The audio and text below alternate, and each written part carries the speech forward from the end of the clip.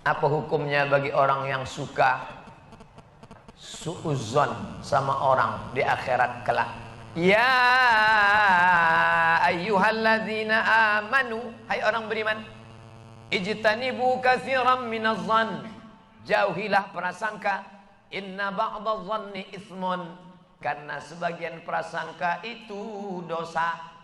Nampak orang wajahnya cemberut, sombong dia sekarang, mentang-mentang sudah kaya, dulu senyum sama saya, dekati dia. Kok kenapa? Tabayyun, jangan mudah.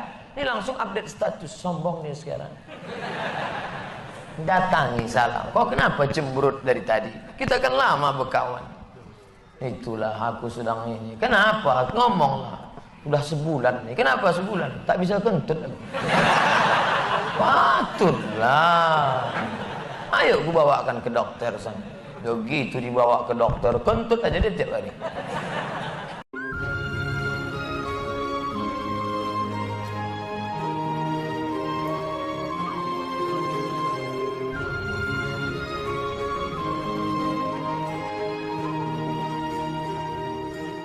Apa hukumnya jika saya sholat sambil menutup mata agar sholat saya menjadi lebih khusyuk? Apakah ini tak boleh Pak Ustadz? Sebab dulu saya pernah tanya hal ini pada dosen agama, katanya ini tak boleh karena dianggap tak sopan pada Allah. Sementara jika mata saya terbuka, saya sulit untuk khusyuk. Adakah solusi untuk saya Pak Ustadz? Thanks. Ada gambar senyum. Titik 2. Sekarang saya mau menunjukkan beberapa riwayat sahabat Nabi itu sholatnya pejam mata atau buka mata. Jangan jawab. Nabi jadi imam, sahabat di belakang. Ketika sedang sholat, Nabi buka selopnya, sendalnya. Waktu itu Masjid Nabawi pasir. Nabi buka selopnya, semua sahabat yang ada di belakang membuka selop. Kira-kira sahabat di belakang pejam mata atau buka mata? Buka, karena kalau pejam mana dia tahu. Uqtulul aswadaini fi shalah, bunuhlah dua yang hitam ketika kau sedang sholat. Allahu Akbar. Lewat dua yang hitam. Apa yang hitam itu? Kalajengking dengan ular. Bunuh.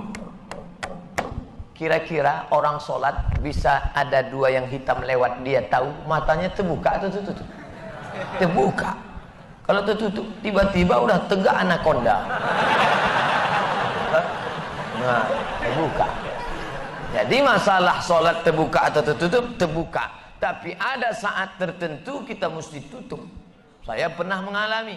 Pas di depan saya pakai baju kaos, tertulis di belakangnya, hidup memang susah, jangan bikin susah. Asal saya buka, terbaca Pak.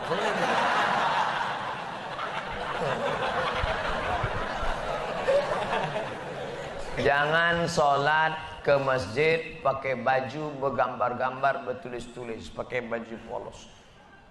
Gambar. Sudahlah hari Jumat, besok terlambat datang, datang ke tengah, tulis di belakang. Emang masalah buat lo?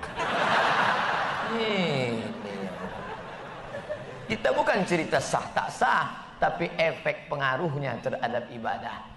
Berapa takbir Idul Fitri Pak Ustadz? Berapa hari? Dari mulai tenggelam matahari sore, petang, malam takbir, sampai sore tanggal 13, 10, 11, 12, 13. Allahu Akbar, Allahu Akbar, Allahu Akbar, la ilaha illallah, wallahu akbar, Allahu akbar, walillahil hamd. Sampai jam 2 malam suara tak serak-serak.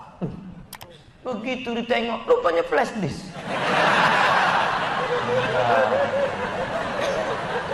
Janganlah flash disk, orang lah. Ini banyak nanti flash disk ini masuk surga.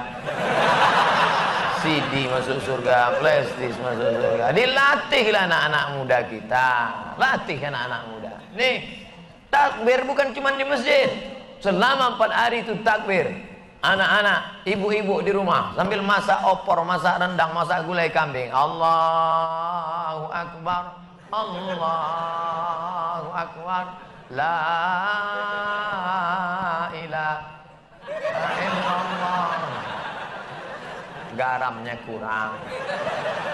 Apa yang membuat Ustadz tetap istiqomah berdakwah dari masjid satu ke masjid lain? Bukankah sudah ada tawaran TV swasta untuk mengajak Ustadz mengisi acara di salah satu stasiun TV yang kita semua sudah tahu kalau tampil di TV bayarannya besar? Dia mau saya harus ganteng. Masuk TV itu dua, ganteng betul atau buruk betul. Saya pula kan tidak pala buruk, tapi ganteng pun tidak juga. Pakaian itu harus begini, harus begitu, nah, itu yang tak bisa. Tapi yang paling berat ini jadwal. Jadwal harus ini. Saya tak bisa jadwal. Saya sudah penuh sampai 2018 Idul Fitri. Saya sudah. Nah, nanti setelah itu barulah kita masuk ke TV-TV. Kok muat? Apakah memang ada hadis yang mengatakan tidak kujamin umatku 14 abad akan datang? Seandainya di sini memang ada, apa yang tidak dijamin? Syafaatnya atau ibadahnya? Mohon pencerahan. Tak ada. Nabi jangan berkecil hati hidup zaman sekarang. Apa kata Nabi sallallahu alaihi wasallam? Al ibadatu fil haraji kahijratin ilayya. Siapa yang tetap istiqomah beribadah padahal waktu itu banyak fitnah-fitnah, sama macam berhijrah bersama Nabi Muhammad sallallahu alaihi wasallam. Jadi jangan mengutuk nasib. Mengapa aku hidup di abad sekarang ini? Kenapa tak hidup zaman Abu Bakar, Umar, Utsman, Ali? Kalau mental model ini, hidup zaman dulu pun jadi Abu Jahal, Abu Lahab. Jangan berduka. Anak-anak muda, kalian yang banyak godaan, justru hebat. Ini anak-anak muda yang datang malam ini luar biasa. Tadi udah ada yang ngajak ke karaoke, ada yang ngajak ke night club, ada yang ngajak main gapli, ada yang ngajak dangdut. Dia tolak itu semua. Maka sama macam hijrah bersama Nabi Muhammad SAW. Tuh, bro, kita gimana karaoke malam ini? Tidak, aku mau ngaji ke sana. Ada Ustaz Somad datang. Itu. Setelah, jadi gimana? Pulang dari sana kita.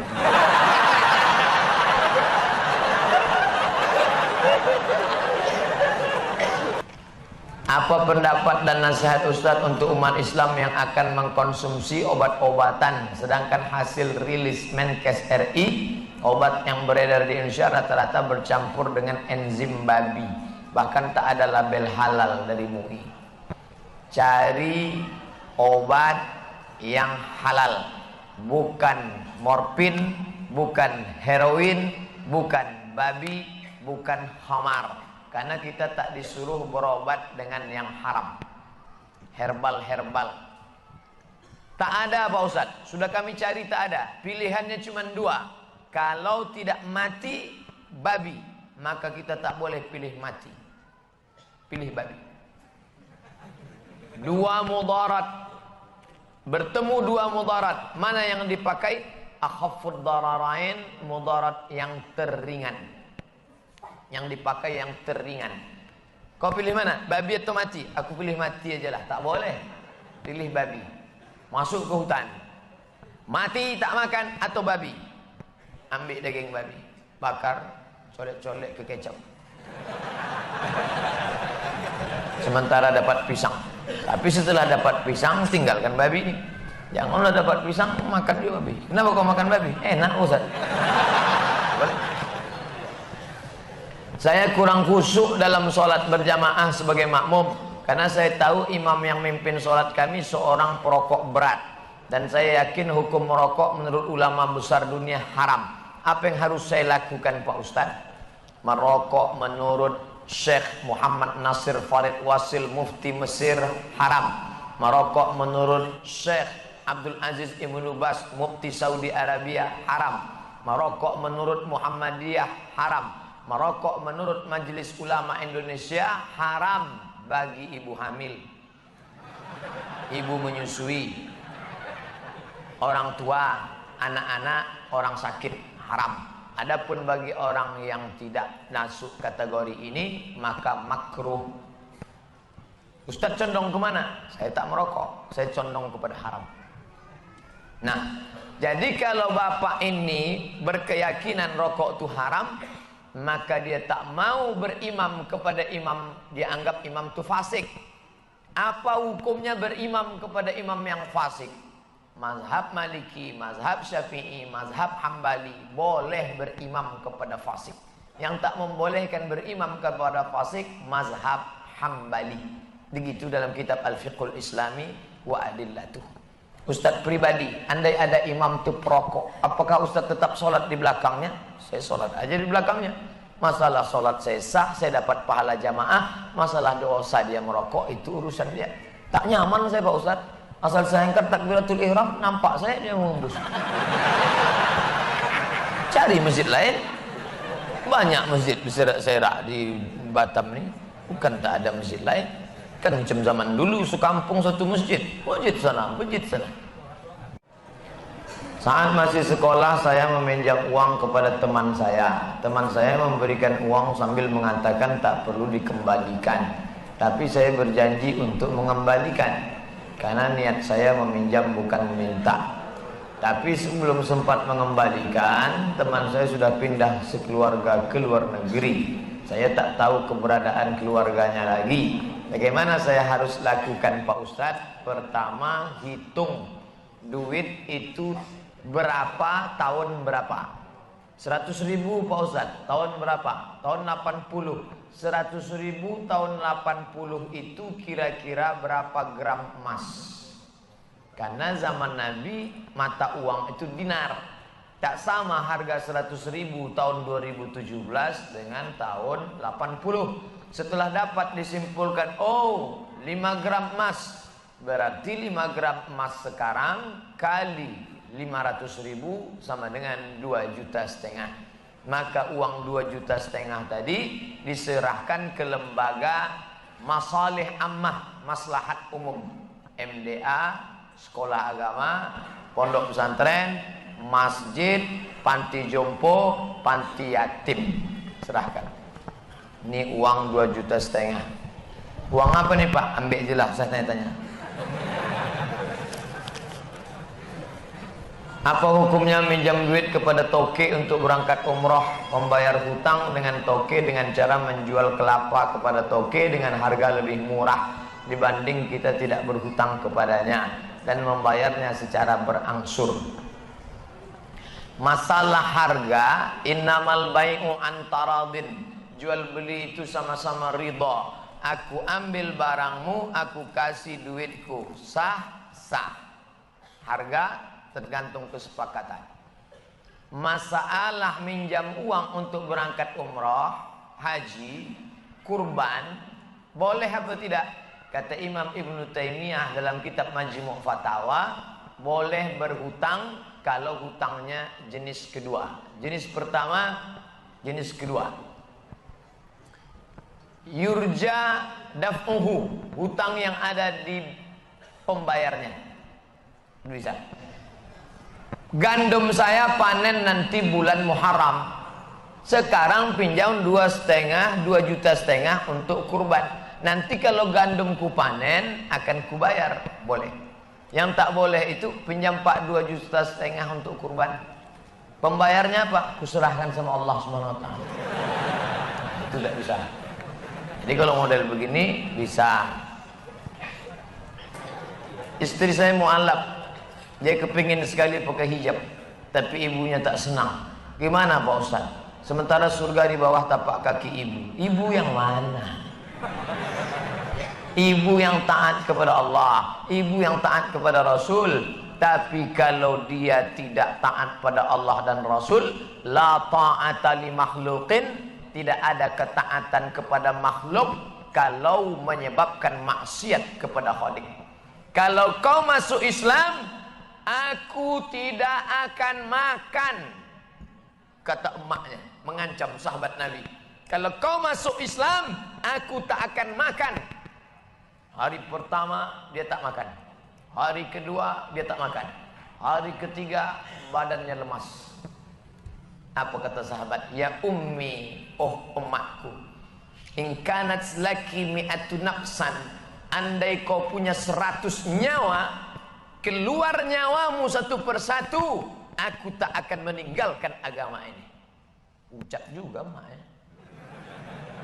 Jangankan 1 nyawamu mak, 100 nyawamu, keluar nyawamu satu persatu, aku tetap tak akan meninggalkan agama ini. Akhirnya hari ketiga tuh makan mak. Mop-mopan aja tuh. Saya sudah 1 tahun menikah, tapi belum diberi amanah keturunan. Amalan apa yang harus saya lakukan Pak Ustadz agar saya bisa cepat diberi amanah keturunan Allah Subhanahu wa taala? Rabbi habli minas salihin. Doa siapa? Ibrahim alaihissalam. Berapa lama dia berdoa baru lahir Ismail? Nabi Ibrahim berumur 86 tahun baru lahir Ismail. Sulitkah bagi Allah membuat perempuan hamil? Innama amruhu idza arada syai'an ayyaqula lahu kun fayakun. Lalu kenapa Allah tunda? Allah hanya ingin melihat kau meneteskan air mata bermunajat di tengah malam. Ya Allah, husnuzon kepada Allah Subhanahu wa taala. Andai kau beri ya Allah, mudah-mudahan dia soleh. Andai tidak ya Allah, kau selamatkan aku dari anak nurhaka. Tak ada yang lebih hebat daripada ridha kepada Allah. Tapi tetap usaha. Banyak-banyak minum madu kata kawan, minum. Makan kurma mengkal, makan. Buat jus toge, buat. Untuk menguatkan. Apa saja kan, selama halal. Tapi kalau kata dia minum kamput, jangan. Ustadz, bagaimana cara menghadapi istri yang baper? Apa baper? Hah? Bawa perasaan? Wah, orang zaman dulu jadi cuma sikit-sikit tersinggung, terus nangis. Apalagi saya ini orangnya agak cuek. Mohon bimbingannya Pak Ustadz. Perempuan itu makhluk yang lemah, walaupun dia kuat. Oleh sebab itu Nabi SAW berpesan, khairukum khairukum li ahli. Siapa yang paling baik di antara kalian ini? Yang paling baik kepada istrinya. Maka lemah lembut. Dia tak ingin kau belikan gelang emas yang besar. Dia tak ingin kau bawa liburan ke Bali. Dia hanya ingin kau usap kepalanya. Dia ingin hanya kau ucapkan. Dia tak ditangkapnya kata-kata, kalimatnya, substansinya. Yang ditangkapnya adalah ucapan yang keluar dari mulutmu. Maka Nabi tak pernah memanggil nama Aisyah. Apa kata Nabi? Ya Humairah, wahai engkau yang putih kemerahan kalau kena cahaya matahari. Kenapa tak dipanggilnya nama? Ya Aisyah, biasa. Tapi kalau dipanggil Ya Humairah, wahai engkau yang cantik putih kemerah-merahan. Pak Ustadz, boleh saya panggil bini saya Ya Humairah? Boleh. Tapi dia tak putih Pak Ustaz, apa-apa. Apa-apa. Menyenangkan hati orang, apa pula salah? Jangan terlalu jujur. Bini tak panggilnya Ya Hajar Aswad. Ngamuklah orang. Apa hukumnya bagi orang yang suka suudzon sama orang di akhirat kelak? Ya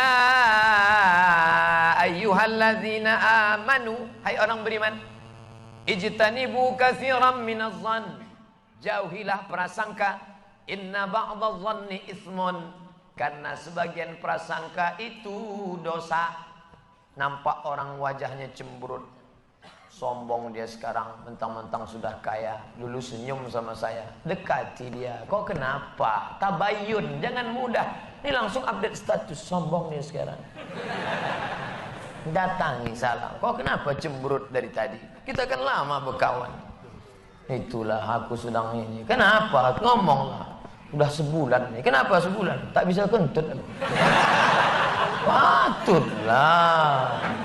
Ayo ku bawakan ke dokter sana. Begitu dibawa ke dokter, kentut aja dia tiap hari. Bagaimana bila seorang ibu menjadi suatu kebiasaan menyumpahi semua anak-anaknya? Apa hukumnya? Ya Juraij. Ada ahli ibadah namanya Juraij. Ya Juraij. Dia tak menjawab. Ya Juraij. Dia tak menjawab. Ya Juraij. Dia tak menjawab. Sampai yang ketiga tak menjawab. Apa kata emaknya? Allahumma la tumitshu hatta turihi wujuhal mumisat. Jangan matikan Juraij sebelum matanya melihat wanita tunasusila WTS PSK. Ahli ibadah anaknya. Tak mau menjawab sambutan emaknya. Karena dia anggap lebih mulia menyembah pada Allah. Kata emaknya, jangan matikan dia ya Allah sebelum biji matanya menengok wanita tunasusila. Kalah doa anak ahli ibadah karena doa seorang ibu. Apa yang terjadi? Tak lama sesudah itu perempuan hamil pengembala kambing. Tas ditanya, kau hamil kenapa? Karena Juraij. Dihancurkan mereka tempat ibadah Juraij Bani Israel. Lalu kemudian mereka tangkap Juraij. Juraij, ternyata kau penipu pembohong. Katanya kau ahli ibadah. Ini pengembala kambing hamil. Kau berzina sama dia. Kata Juraij, jangan kalian bunuh aku. Tunggu sampai anak lahir. Setelah anak lahir diadakan sidang. Lahir anak, ditusuk Juraij. Telunjuknya ke pusat. Ya ghulam, hai anak kecil. Man abuka? Siapa ang? Bapakmu siapa? Who is your father? Bapakmu siapa? Apa jawab anak itu? Ra'il ghanam. Bapakku pengembala kambing. Apa makna kisah ini? Allah mau menunjukkan mata Juraij akhirnya menengok wanita tuna susila. Maka kalau marah sama anak, jangan bilang, hei hantu, hei setan. Jadi hantu, jadi setan dia. Kalau marah sama dia, hei Gubernur Kepri, hei anggota legislatif, insya Allah jadi dia. Paling tidak jadi calon, jadilah. Bagaimana sikap kita menghadapi teman yang taklid buta terhadap suatu tokoh yang sudah jelas-jelas melenceng dari sudut pandang Islam. Bahkan dia selalu menyudutkan ulama lain yang mengkritik tokoh pujaannya. Dalam kitab Al-Luma' karya Imam At-Tusi, Saraj At-Tusi, kitab tasawuf ditahqiq oleh Syekh Dr. Abdul Halim Mahmud. Ayo kita ke rumah wali Allah. Kata si Syekh, diajaknya murid-muridnya, ayo kita ke tempat wali Allah. Ayo. Ramailah murid-muridnya mau menengok wali Allah. Wali Allah tadi duduk dalam masjid. Inilah dia wali Allah yang mau kita tengok. Lalu si wali Allah tadi meludah dalam masjid. Maka saat itu juga Syekh mengatakan, ayo kita tegak, kita tinggalkan dia. Dia bukan wali Allah, dia wali setan. Kenapa begitu Syekh? Karena dia meludah dalam masjid bertentangan dengan syariat.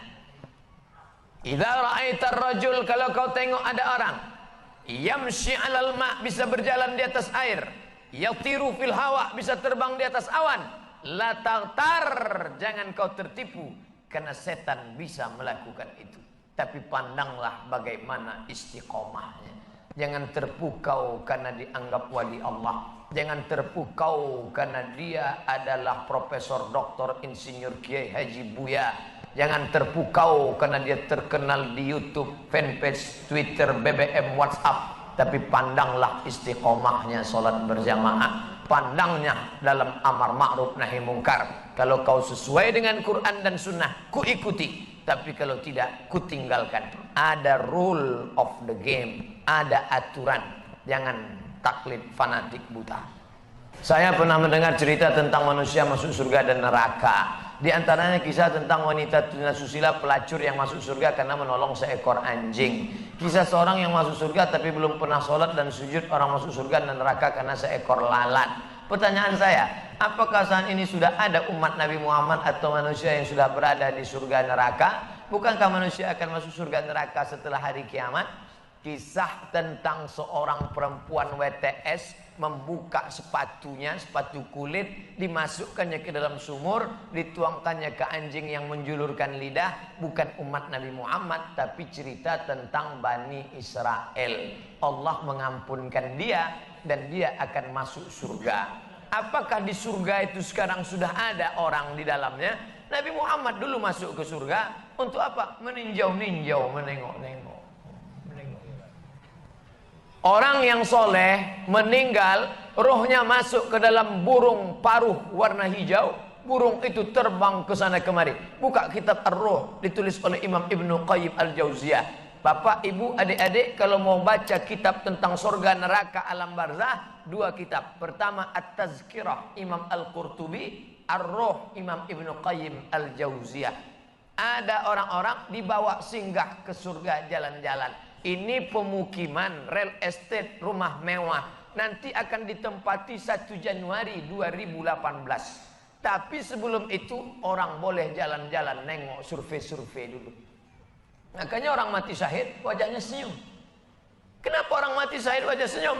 Karena sebelum nyawanya keluar, malaikat sudah mengepakkan sayapnya. Di situ nampaknya kau akan mati, kau tinggal di lorong blok C nomor 15. Senyum dia. Nah, ini kita sekarang jangankan tempat surga, parkir pun payah. Bila kita sudah menyuruh anak mengaji sekolah, tapi si anak masih bandel dan terjerumus ke lembah narkoba, apakah kita disebut gagal mendidik anak? Kalau hendak membentuk buluh bambu, biarlah dari rebung. Rebung yang putih dibentuk melengkung, melingkar, membulat, memetak. Tapi kalau dia sudah keras, hanya 2 kemungkinan. Kalau tidak dia patah, kepala kita pecah. Oleh sebab itu jaga. Sudah dimasukkan ke pesantren, lari. Sudah diberikan Quran pondok tahfiz, cabut. Sudah dididik tak juga Pak Ustadz. La yukallifullahu nafsan illa wus'aha. Allah tak membebani kita lebih dari kemampuan kita. Mudah-mudahan anak-anak kita soleh solehah insyaallah. Imam dengan satu makmum perempuan yang bukan mahram, apa hukumnya? Menimbulkan fitnah. Da'ma safa khuzma safa, da'ma kadar. Tinggalkan yang buruk karena akan menjadi fitnah. Anak tinggal di masjid, anak muda datang pula mahasiswi jadi makmum di belakang, ditengok sama orang, menjadi fitnah. Siapa tu? Pacaran, dipotonya pula. Ada orang sedang salat di masjid, ini orang mau fitnah kita. Maka kalau begitu keadaannya. Tapi kalau imam ini sudah tua, tak nampaknya lagi mana gadis mananya. Bismillahirrahmanirrahim. Datang kebetulan mahasiswi, tak apa-apa. Tapi kalau menimbulkan fitnah, namanya sadduz zari'ah, menutup pintu celah fitnah. Lebih baik dia tinggalkan. Bagaimana pandangan Islam yang baik dalam mencari pendamping hidup seorang istri? 4 orang Pak Ustaz, sifatnya 4. Tungkahul mar'atu li arba', perempuan dinikahi karena 4. Apa yang pertama? 5 liha, karena kaya. Kenapa kau nikahi dia? Gimana lah Pak Ustaz, aku tengok cincinnya 3 biji. Kaya. Tak salah. Wali hasabiha, kenapa kau nikahi dia? Keturunan Pak Ustaz, darah biru. Payah kemarin waktu cari donor darah, biru darah. Yang ketiga, wali jamaliha, karena cantiknya. Rambutnya bak mayang terurai, pipinya bak pauh dilayang, alisnya bak semut beriring, bibirnya bak delima merekah. So sweet. Walidiniha, karena agamanya. Fasfar bidzatiddin, pandang karena agamanya. Kau nikahi karena sukunya. Berapa banyak orang melanggar pantangan suku, dipecat dari suku. Kau nikahi dia karena kayanya, hartanya hilang melayang, kau tak suka lagi. Kau nikahi karena bentuk rupa. Perempuan bagaikan bunga kuntum mekar, setelah itu layu, semuanya layu, dia akan berubah. Nikahilah karena agamanya. Ustadz Somad, ya, saya mahasiswa Ustadz dulu, ya. Bisa, saya udah tamat kuliah Pak Ustadz, mantap. Udah kerja Pak Ustadz, alhamdulillah. Belum nikah Pak Ustadz, nauzubillah. Bisa Ustadz carikan yang ada 4-4-nya Pak Ustadz. Kalau ada 4-4-nya ngapain untuk ente? Man talaba akhan bila aibin baqiya bila akhin. Siapa mencari kawan yang tak bercacat, seumur hidup tak akan berkawan. Menikah bukan mencari kesempurnaan, menikah menutupi segala kekurangan. Semenit setelah akad, mulailah kau nampak segala kekurangannya. Kurang cantik, kurang tinggi, kurang putih, kurang mancung, kurang. Maka setelah nikah, kau tutupilah segala kekurangannya. Setelah dapat, inilah dunia akhirat Pak Ustaz. Jangan lagi matamu liar kemana-mana. Kalau laki-laki sudah menikah, nampaknya perempuan cantik di jalan, pulanglah ke rumah. Apa yang ada pada perempuan di jalan itu ada juga di rumah, walaupun bentuknya agak lain sedikit. Bagaimana Ustadz menjaga kesehatan begitu jadwal padat? Tadi masuk WA ke sahabat kita, apa kata dia? Kalaulah Ustadz Somad itu made in Jepang, sudah lama rontok. Lalu apa yang Ustadz minum, apa yang Ustadz makan? Semuanya doa jamaah. Cobalah tengok di YouTube, di Twitter, di Facebook, di BBM, doa jamaah. Amin, amin, amin, amin, amin. Semoga Ustadz sehat, semoga Ustadz istiqomah, semoga doa menumpang tuah pada doa, mulut-mulut, tangan-tangan yang soleh. Mudah-mudahan kita bersatu dalam kebaikan insyaallah.